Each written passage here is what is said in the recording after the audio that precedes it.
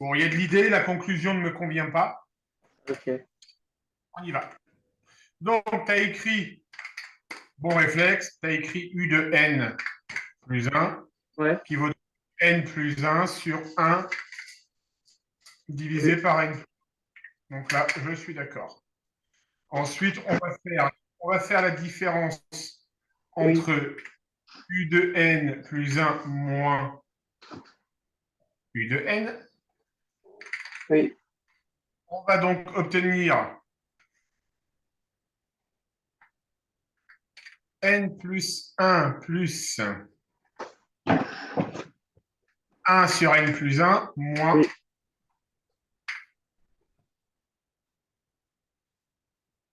n plus 1 sur n. Oui. Super. Maintenant, on va enlever les parenthèses. Ça va donc me donner n plus 1 plus 1 sur n plus 1 moins n moins 1 sur n. Mm. Donc, le plus n et le moins n, Ça fait 0. Non, ça fait rien. ça fait 0. Si, si, tu as raison, ça fait 0. D'accord. Donc, on va obtenir 1 plus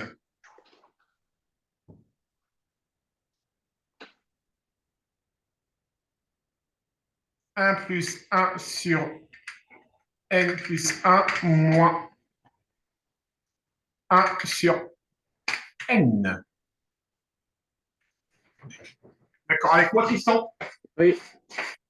Je te demande juste un instant. Ok.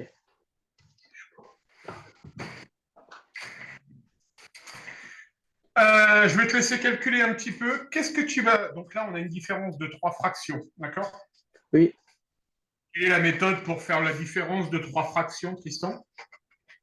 Ah, là, je sais pas. Alors, il va falloir tout mettre sur dénominateur commun. Ah oui. Quel va être le dénominateur commun de ces 3 éléments selon toi, Tristan? Euh, Bah, n plus 1.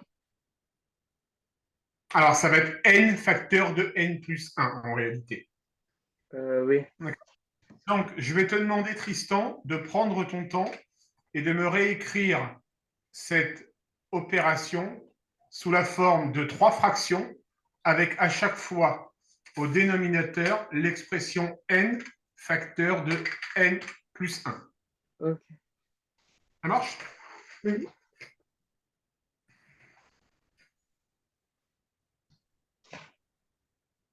Juste réenregistrer. Bah, 1 Donc, puissance de n plus 1. non, on va Ah, devoir bah, je réécrire sais. 1, ça va tout simplement être n sur n plus 1. Si je fais 2 divisé par 2, Tristan, est-ce que tu es d'accord avec moi pour dire que 2 divisé par 2, ça fait 1? Oui. 4 divisé par 4, ça fait 1. Oui. Continue. 10 divisé par 10, ça fait Ça 1. fait 1. X divisé par X, ça fait 1. Oui. Donc, donc n facteur de n plus 1 sur n facteur de n plus 1, ça fait 1. Ok. Je dis, j'ai la même chose en haut et en bas. Donc, ma fraction va effectivement être égale à 1. Maintenant, Ok. on va se pencher sur le deuxième terme. On va se pencher sur le 1 divisé par n plus 1. Qu'est-ce qu'il faut que je fasse en bas, Tristan, pour avoir n facteur de n plus 1? Il faut que je multiplie par combien? Bah, par n. Exactement. Donc, en haut, on va avoir n. D'accord? En bas, je multiplie par n. Donc, en haut, je multiplie par n. Ok. D'accord? Maintenant, sur la dernière,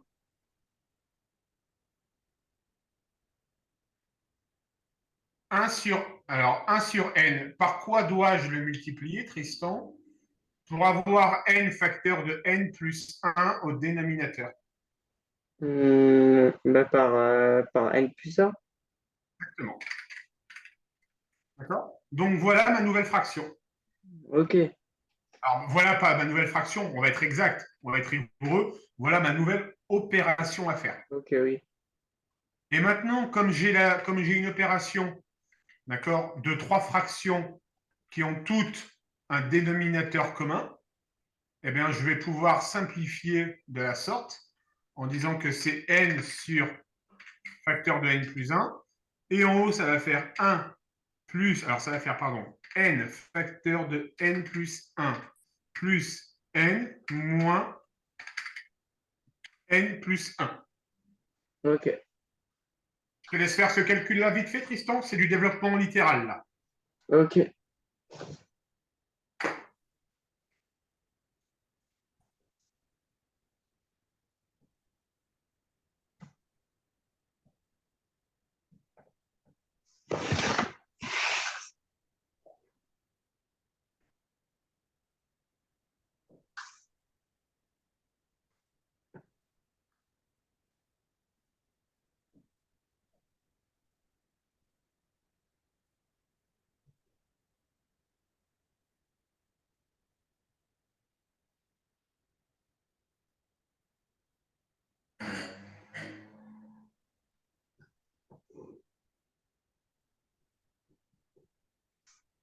Ça fait n au carré plus n plus 1. Alors moi, j'aurais dit n au carré plus n moins 1. On y va. Euh, On va vérifier. Donc, si je développe, tu m'interromps si tu n'es pas d'accord avec moi, Tristan, ou si tu oui. comprends. D'accord. Donc, si on développe, on va obtenir n au carré Oui. plus n moins n moins 1. Ah oui, d'accord, oui. À mon avis, tu t'es laissé avoir, je pense, par le signe moins devant la parenthèse. Oui, oui, ok. Et donc, du coup, en bas, on va obtenir n facteur de n plus 1. OK. Ok, ok. Et du coup, si je fais ma réduction, je vais donc obtenir n au carré plus n moins 1 sur n facteur de n plus 1. Ok. C'est bon pour toi, Tristan? Oui. Ok, bien.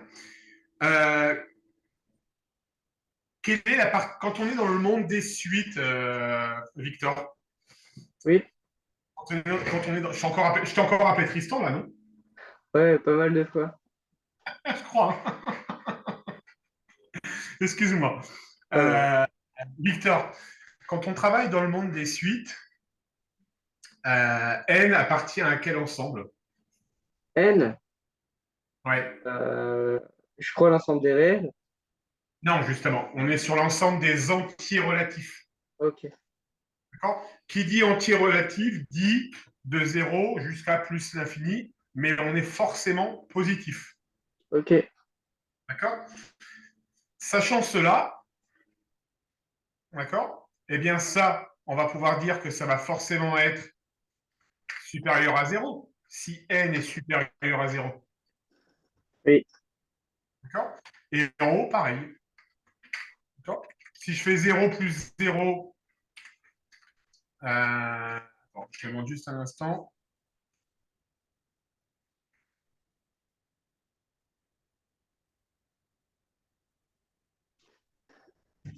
Voilà, c'est ça. D'accord. Donc en haut, je vais forcément être positif. Oui. OK. Et donc, le quotient d'un nombre positif donne un nombre positif. D'accord. Donc, on va pouvoir dire que mon quotient est, lui, supérieur à 0. Et on en conclura que la suite est. 300. Ok.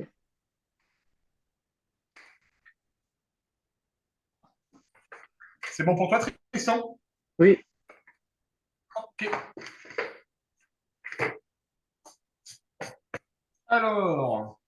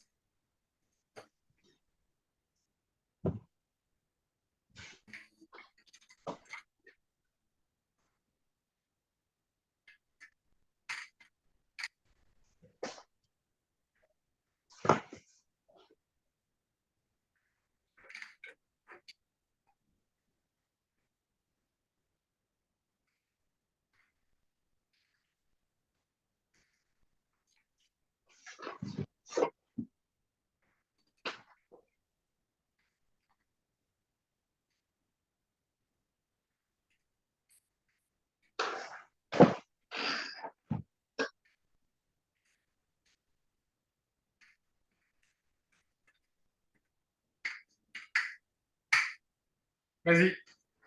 Ok.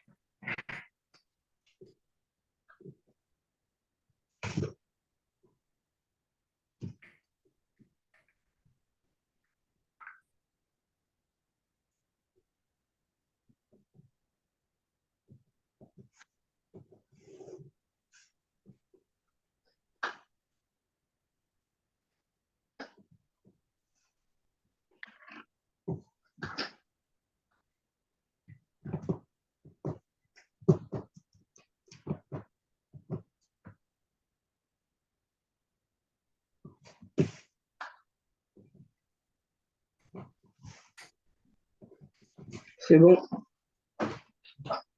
Vas-y, on voit.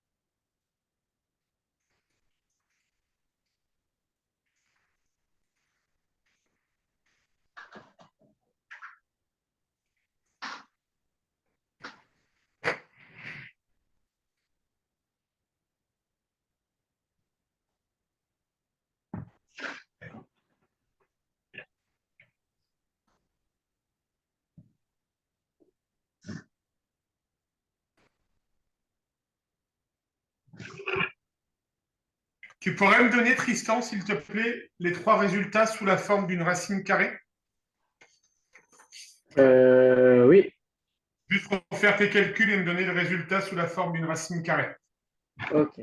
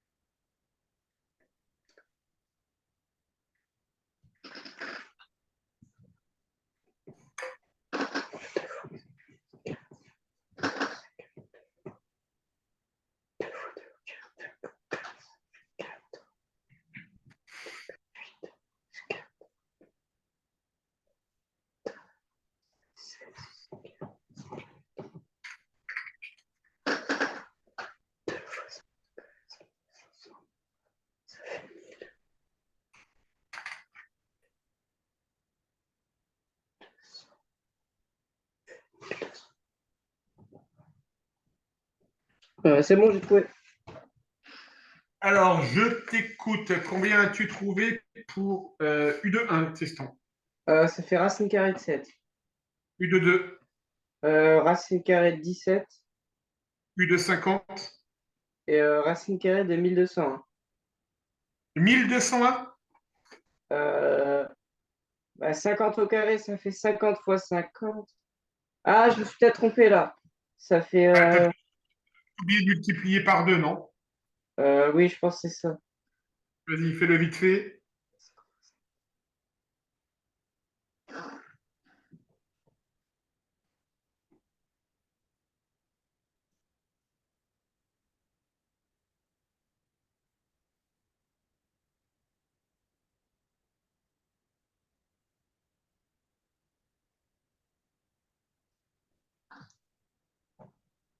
Oui, et du coup, U50, ça fait 5201. Ouais, c'est ça, on est d'accord. Ça me va. Est-ce que tu as des questions sur ce qu'on vient de faire pour le moment? Non, là, pour le moment, ça va.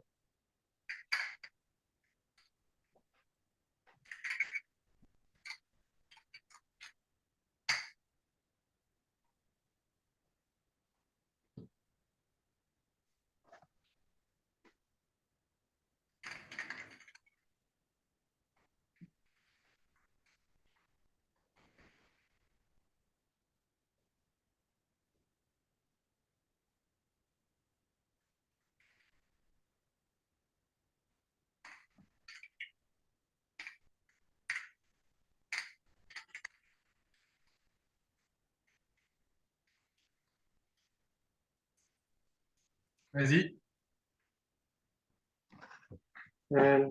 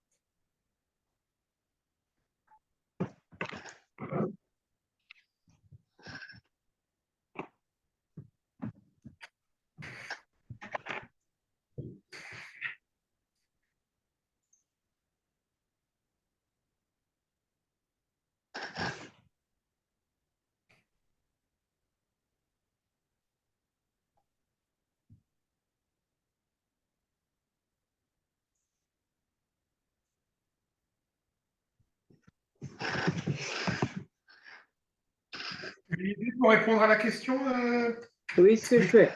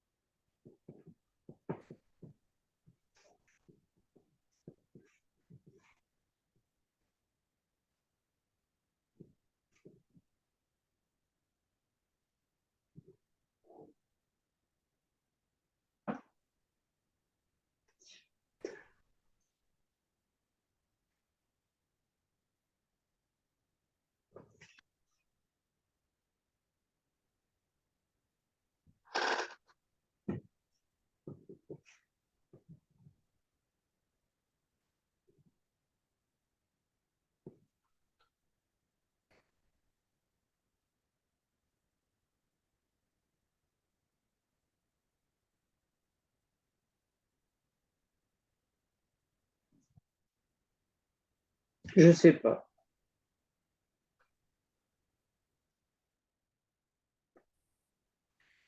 Alors, qu'est-ce qui va expliquer, selon toi, Victor, qu'une suite est arithmétique? C'est quoi sa particularité, contrairement à C'est une suite géométrique? c'est qu'il y a quelque chose qui s'ajoute constamment et c'est toujours la même chose. Exactement. Et ce quelque chose, c'est ce qu'on appelle une raison. Oui, Ça s'appelle le mot raison. D'accord? oui. Donc là, il va falloir refaire un peu dans la même stratégie que les sens de variation. D'accord? Fais-moi U de n plus 1 moins U de n, Victor. Et dis-moi Ok. combien tu obtiens.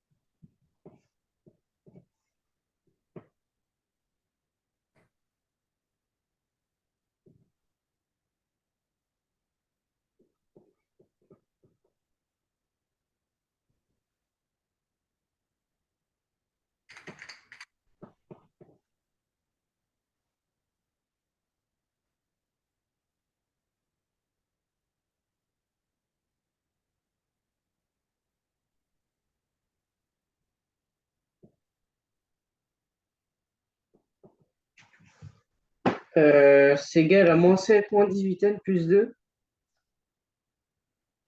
Alors, tu m'as écrit.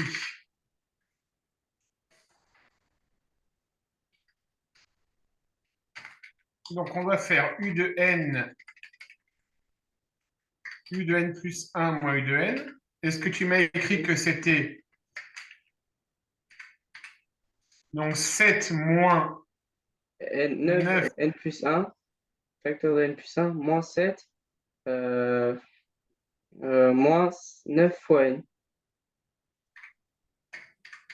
Donc, tu as dû m'écrire que c'était 7 moins 9 n moins 9 moins 7 plus 9n. Est-ce que tu m'as écrit ça, Tristan? Ah non, j'ai écrit moins 7, moins 9n, plus 9, moins 7, moins 9n. Ouais, donc, il y a des erreurs de signes dans ce que tu as fait. Juste une erreur. Ah non? Non, je sais pas. Donc, ça fait moins 9 en tout. Attendez.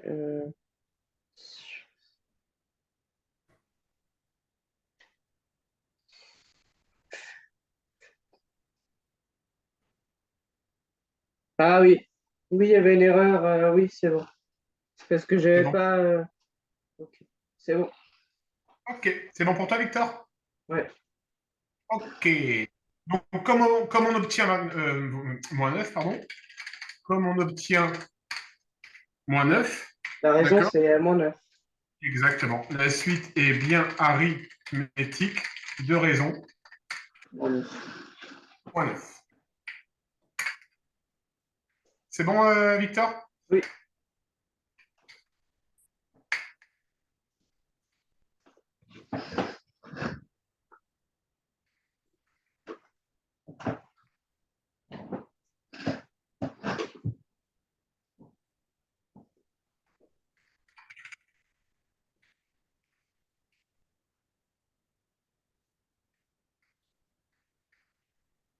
Allez, fais-moi celle-ci sur la même méthode.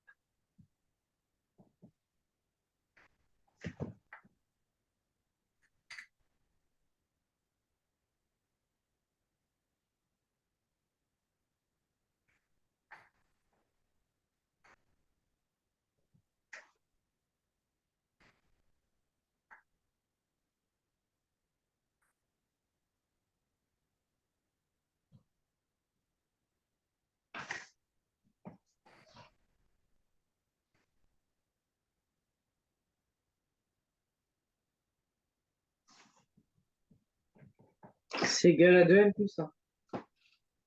Donc, tu me trouves une différence qui est égale à 2n plus 1, et tu as tout à fait raison, ça fait bien 2n plus 1.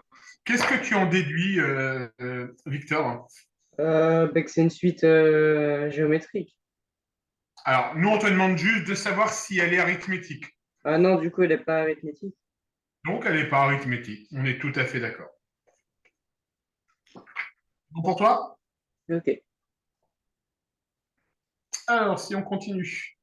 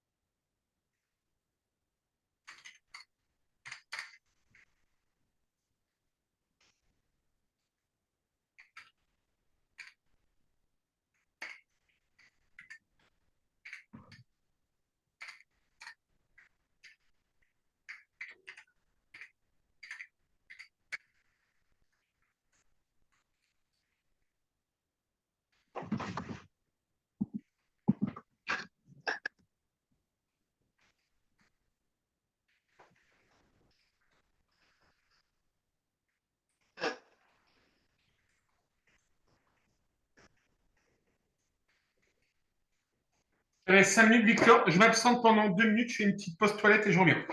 Ok.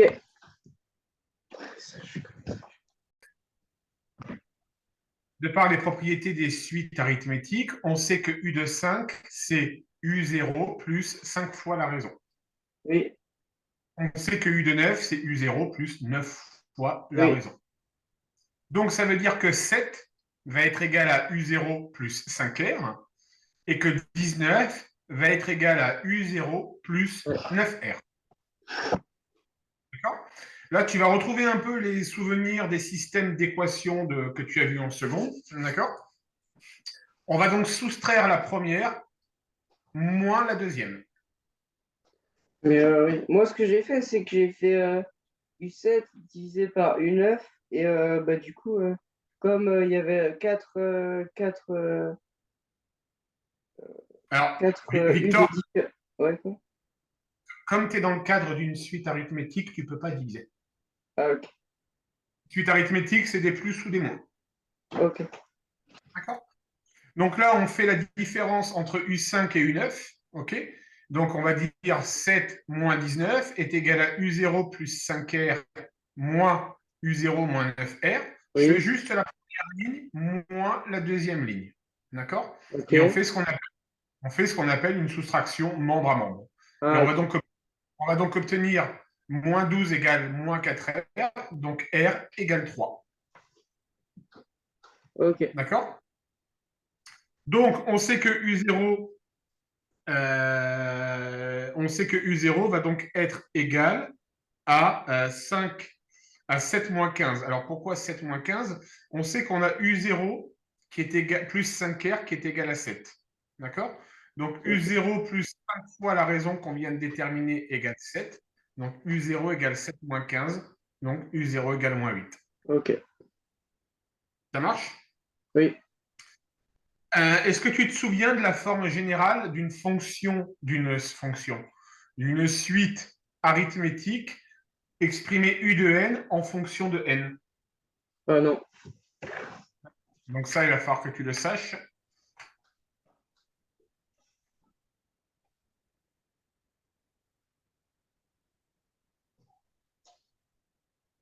Donc on sait que U de n va être égal à U de 0 plus n fois la raison. Ok. D'accord? Donc on vient de dire que U0 était égal à moins 8. On vient de dire que la raison était égale à 3. D'accord? Donc on va pouvoir dire que U de n va être égal à 3n moins 8. Ok. Il va falloir que tu revoies tes formules, hein, Victor. Ça marche? Ok. Oui. Pour pas être perdu, parce que si tu connais pas tes formules, ça va être un peu compliqué pour savoir appliquer le jour de l'interro.